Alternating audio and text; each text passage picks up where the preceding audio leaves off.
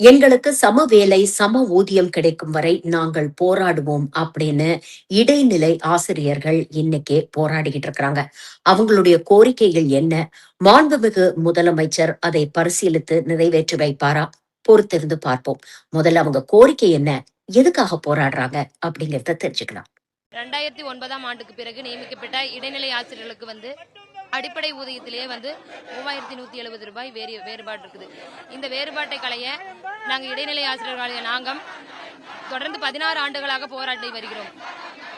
நம்ம முதல்வர் ஐயா இதுக்கு தேர்தல் வாக்குறுதி எண் 311 எங்களுக்காக இடைநிலை ஆசிரியர்களுக்காக இந்த சம வேலைக்கு சம ஊதியம் நாங்கள் ஆட்சிக்கு வந்தால் கலைக்குவோம் அப்படின்னு வாக்குறுதி தந்தாரு. ஆனால் இப்போ ஆட்சிக்கு 4.5 ஆண்டுகள் ஆகியும் இன்னுமே எங்களுக்கான அந்த ஊதிய முரண்பாடுங்கிறது களையப்படவே இல்லை. அதனால எங்களுக்கு முதல்வர் ஐயா நாங்கள் தாயுள்ளம் கொண்டு எங்களுடைய ஒற்றை கோரிக்கையான சமவேலைக்கு சம ஊதியம் வழங்கினா நாங்கள் என்றும் நன்றியுள்ளவர்களாக இருப்போங்கிறதுல எந்தவித ஐயப்பாடுகளும் இல்லை. சமவேலை சம ஊதியம் வழங்கும் வரை எங்களுடைய போராட்டம் தொடரும் தொடரும் தொடரும். என் பேர் பவித்ரா, அவினாசி ஒன்றியம், திருப்பூர் மாவட்டம். நாங்கள் 2012 அப்பாயின்மெண்ட் ஆன இடைநிலை ஆசிரியர்கள். எங்களுக்கு 2009 பேசிக்லேயே எங்களுக்கு டிஃப்ரெண்ட் இருக்கு. இதனால நாங்கள் 16 வருஷமா போராடிக்கிட்டு இருக்கோம். ஒரே வேலை பார்க்குறோம், ஒரே கல்வி தகுதி இருக்கு, ஆனால் சம்பளம் மட்டும் வேறையா இருக்கு. 16 வருஷமா இந்த போராட்டத்தை நாங்கள் நடத்திட்டு இருக்கோம்.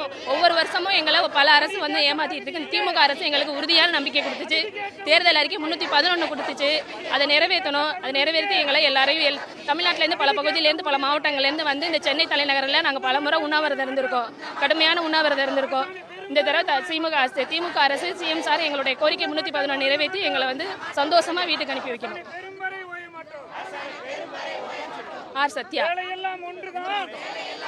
இடைநிலை ஆசிரியர்களுக்கு 2009 3170 ரூபாய் வித்தியாசத்துல ஊதியத்தை குறைவா கொடுத்திருக்காங்க. வேலை சம வேலை தான், ஊதியம் மட்டும் 3170 2009 இருந்த வித்தியாசம் இப்ப 25,000 வித்தியாசத்துல இருக்குது.